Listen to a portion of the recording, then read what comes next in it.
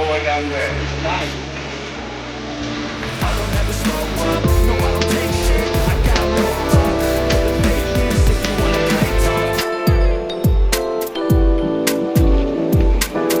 Aku sangat setuju. Apabila kita melihat pejabat-pejabat di Indonesia ya, menteri-menterinya bukannya terlalu pintar. Seandainya mereka pintar, mereka mampu ya menjalankan tugas mereka dengan benar. Mereka mampu mengatur sistem-sistem di negara kita dengan benar. Tapi coba lihat sekarang ya, sistem di negara kita itu seperti apa? Amburadul. Itulah menunjukkan bahwasanya pejabat-pejabat menteri-menterinya nggak terlalu smart. Oke, Assalamualaikum guys. Assalamualaikum wabarakatuh. Apa khabar Pak Prabowo dan juga Pak Ibu Menteri Tenaga Kerja Indonesia ya?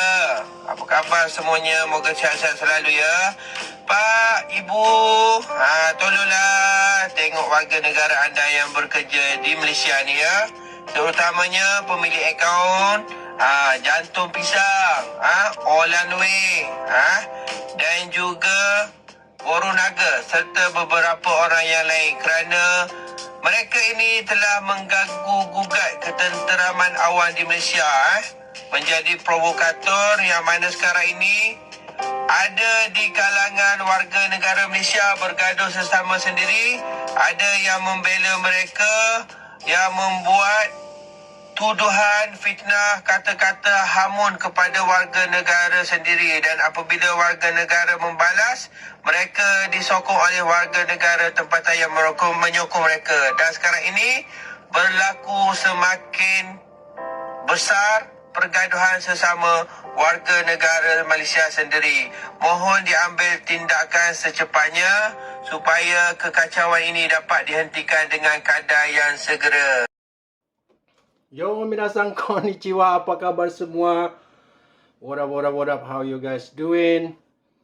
Ini video kedua video ini saya bikin untuk mengucapkan terima kasih dulu pada subscriber kita mencapai 10.000 subscriber ya. Walaupun banyak video kita di banet merah, saya nggak peduli.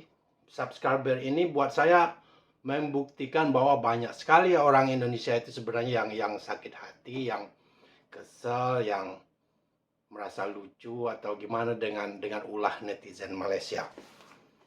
Jadi sebagai warga negara Indonesia yang di Jepang, saya juga jadi enek ya, terutama di saat mereka komen di video saya seperti, "Hey, kamu pasti babu ya di Tokyo. Salam dengan babu-babu di Tokyo." Saya ketawa aja. Di Jepang ini nggak ada babu. Orang Jepang nggak pakai babu dia ya. Jadi video ini jelas. Ini siapa nih? Si Jantung Pisang ya. Ini anak ini kelihatan sekali narsisnya. Narsisnya sok pintar. Mukanya muka kampungan. Sok pintar. Belagu lihat cara dia. Menteri-menteri Indonesia itu tidak smart. Unbelievable. Nah, yang jadi masalah sekarang adalah warga negara Malaysia sendiri yang resah sudah dengan orang-orang ini. Para pengkhianat ini dia sebut dari Borunaga, Jantung Pisang, siapa lagi, Zainal Story, siapa lagi udah disebut dia tadi kan? Ya. Ini udah meresahkan, bukan bikin kesal warga negara Indonesia aja. Saya yang di Jepang aja kesal nengok muka-muka mereka. Ini si Jantung Pisang yang kerja di laundry itu ya, gayanya minta ampun. So smart. Kalau smart kamu nggak akan kerja di Malaysia ke sana, terus kerja di laundry, terus kamu menghina Indonesia bangsamu sendiri.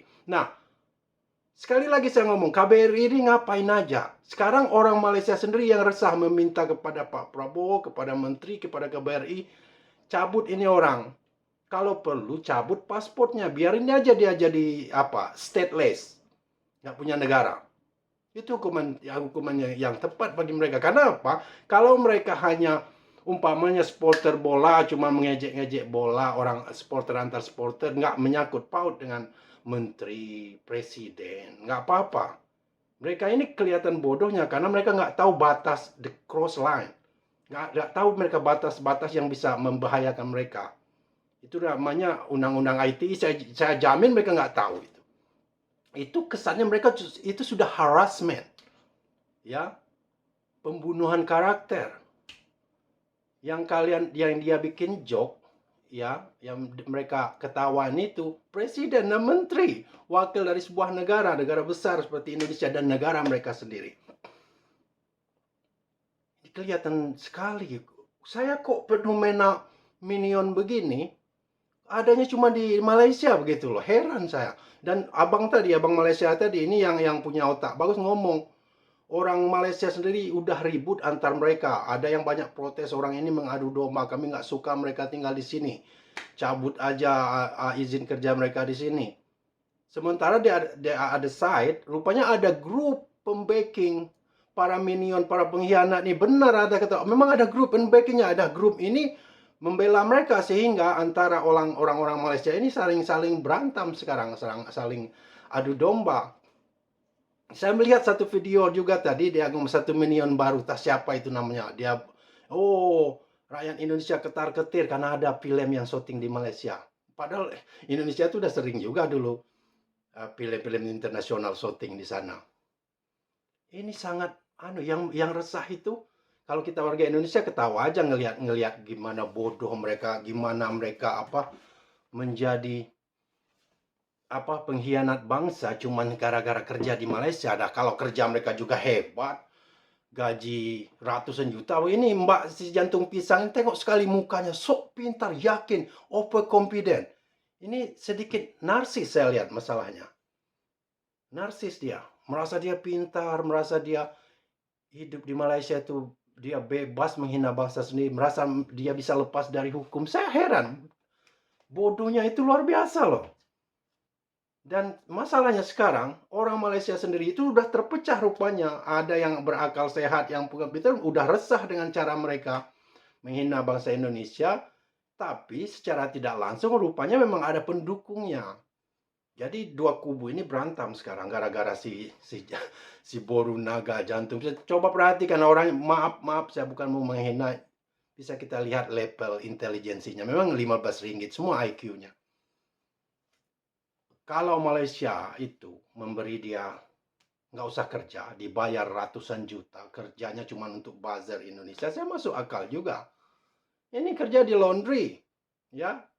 Gaji orang Malaysia itu saya lihat, nanti saya taruh di ada mahasiswa yang demo. Masalah beras, mahasiswa Malaysia udah demo, sekarang harga mahal. Ternyata korupsi juga banyak di sana. Terus gaji mereka itu di bawah 2.000 ringgit. Ya, mahasiswa yang ngomong, mahasiswanya Malaysia di demonstrasinya. Nanti kita taruh di habis setelah ini ya. Kita sambungkan aja.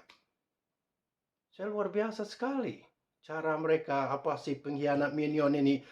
Rupanya mereka juga udah meresahkan di sana. Jadi saya mohon KBRI dicabut aja paspor mereka. Kasih satu, cabut satu. Itu jadi contoh. Biarkan mereka jadi stateless, nggak punya negara.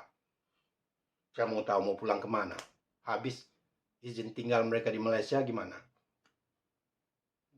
Begitu confident dia menghina negara, luar biasa loh confidennya.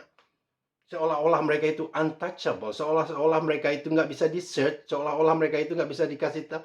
Orang jangan, selagi memakai internet bisa di-tracking. Di situ udah lihat kapasitas otak dia, kapasitas self-awareness dia. Udah hilang, nggak tahu dia. Dia pikir gara-gara hidup di Malaysia kerja di laundry begitu, khususnya untuk si jantung pisang ini, muka kayak gitu, confidentnya minta ampun, dia pikir untouchable, nggak bisa disentuh. Ini juga kesalahan menurut saya KBRI. Dia harus ada tim lah yang KBRI Malaysia juga. Kan mereka yang bertanggung jawab di sana. Kan bisa di-track di mana tinggal, paling nggak ditemuin dia, dikirim atau ditelepon, kan ada datanya dia itu. Kalau dia legal, dikasih warning, itu karena udah nggak udah meresahkan di Malaysia, bikin antara kubu pro dan kontra itu ribut, ya. Jadi ini video saya kedua, saya hanya ucapkan terima kasih buat subscriber, saya nggak nyangka bisa 10.000 cepat, dan itu membuktikan bahwa kita butuh kontra narasi. dengan orang Malaysia ini. Dan saya yakin sudah banyak juga orang Malaysia yang nyusup di channel di komen. Saya tahu walau gimana pun cara mereka menulis dalam bahasa Indonesia, saya kelihatan. Saya ya tapokin aja gitu. Ini di Malaysia kok bisa begitu, heran saya. Pada banyak tenaga kerja Indonesia di luar negeri yang lain, nggak ada lah yang seperti begini khusus. Cara tingkat dia menghina negaranya sendiri itu luar biasa loh. Sementara yang mereka dapatkan di Malaysia itu nggak ada apa-apa. Contoh kerja di laundry dia. Kalau dia nggak kerja, khusus dikasih pemerintah Malaysia itu untuk memberitakan berita jelek tentang Indonesia. Dia nggak kerja, dikasih tempat bagus, gaji 10.000 ringgit. That makes sense. Ini apa? Kerja di laundry, dari muka dia lihat dia hidup susah. Dengan confidennya dia hina bangsa, seolah-olah dia untouchable, nggak bisa di-search. Ya? Luar biasa. Ini kita ketawakan aja, sekarang orang Malaysia aja udah kesal nengok mereka. Oke, lihat video demo ini and see you next time. Bye-bye. Kali pertama, ketika saya merupakan mahasiswa, saya lihat kepada wanita itu yang ditawarkan oleh Pakatan Harapan. Banyaklah janji-janji manis bulan dan bintang. Menurunkan harga minyak petrol selepas menang. Turunkan harga minyak. Tingkatkan subsidi. Turunkan BTPTN atau mansukan BTPTN. Tapi pada hari ini, apa yang berlaku? Saudara dan saudari sekalian, amat mengecewakan. Jika dahulunya Kerajaan Madani Anwar Ibrahim boleh melakukan reformasi, pada hari ini saya selaku mahasiswa, saya melakukan reformasi. Reformasi. Reformasi. Reformasi. Reformasi. Reformasi. Reformasi. Reformasi. Itulah kenyataannya Kerajaan Madani Anwar Ibrahim. Rakyat dan mahasiswa yang memberi mandat kepada anda untuk memimpin kerajaan pada hari ini, apa yang berlaku? Hipokrit, nepotisme, DNA ini dilepaskan, kiri safkau, kanan rasuah. Lepas tu apa yang berlaku? Katanya nak naikkan cukai, 3 serangkai lah benda tak. Naik cukai petrol, naik tarif, apa lagi saya lupa lah. Tarif subsidi. Katanya nak menutup kelompongan hasil kerajaan. Tapi persoalan yang terbesar pada hari ini, kalau katalah betul-betul nak menutup kelompongan hasil kerajaan dengan menjana pendapatan 5 bilion peningkatan cukai ini kan, kenapa tak potong gaji menteri? Tepuk dada tanya selera pada hari ini, berapa ramai menteri ke dalam kerajaan yang tak guna? Dapat gaji puluhan ribu. Wahai saudara dan saudari, kami sebagai masyarakat dapat 1.8 ribu saja. Ada yang dapat 1.5, 1.2. Apa ni? Kalau kerajaan pada ini kata betul-betul cakna prihatin kepada masyarakat, 1,8 nggak sampai 2.000 gajinya. harus bertanggungjawab, harus membayar lebih asbab kegagalan kerajaan untuk merancang dasar fiskal yang munasabah untuk menutup kelompongan ini. Saya percaya pada hari ini, dalam kerajaan Madani ramai pakar ekonomi. Simple saja, tingkat cukai, siapa yang perlu menanggung tingkatan cukai ini? Masyarakat, rakyat. Katalah, peningkatan cukai ini hanya akan ditanggung oleh golongan T20. Ini semua nonsense, bullshit. Kalau hari ini peniaga-peniaga terpaksa menanggung cukai yang tinggi, macam mana mereka nak menutup kelompongan? Pindah beban cukai kepada masyarakat. Tingkatkan harga barangan, nasi mahal, air mahal, semua mahal. Ini bukan kerajaan Madani. Ini bukan reformasi. Ini reformasi. Jadi pada hari ini kalau kerajaan benar-benar cakna, benar-benar serius nak mengangkat agenda reformasi, buktikan kepada masyarakat. Potong gaji menteri, lucut yang tak guna. Potong allowance, potong bonus. Tingkatkan subsidi masyarakat. Subsidi Itu